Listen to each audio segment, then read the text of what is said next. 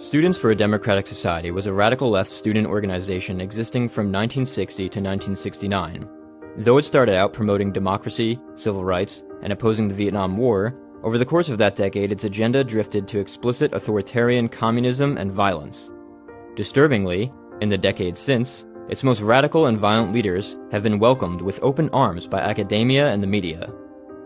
SDS leader Bernardine Dohrn, along with Bill Ayers and other members of the Weatherman Group, coalesced into a terrorist faction eventually named the Weather Underground.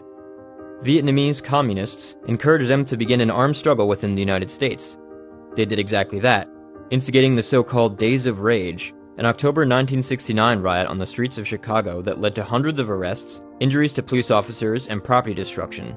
Afterward, the group claimed credit for 24 bombings over the next 6 years at sites such as the US Capitol and the Pentagon. None of this would prevent the individuals who ran the SDS or the Weathermen from reintegrating into society. Did they become less crazy? No. Instead, society, including the universities, did. Bill Ayers, who in 2001 wrote, "I don't regret setting bombs," was hired as a professor of education at the University of Illinois at Chicago. Dohrn became an associate clinical professor at Northwestern University School of Law, and for 23 years was the director of its Children and Family Justice Center. SDS activist and Weather Underground member Kathy Bodine, who was jailed for robbery and murder, after being released on parole, became an adjunct professor at the Columbia University School of Social Work and a scholar in residence at the New York University Law School.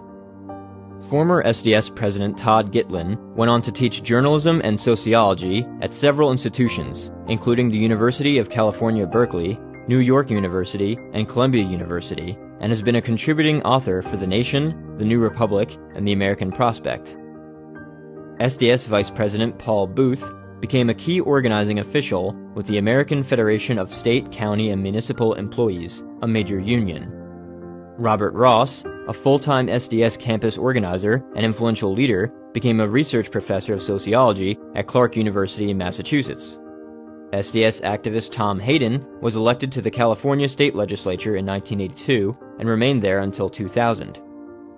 Nothing is wrong with forgiving individuals for their past sins, but the left's inability to draw a line that excludes unapologetic communists and terrorists represents a continuing threat to the security and freedom of our nation.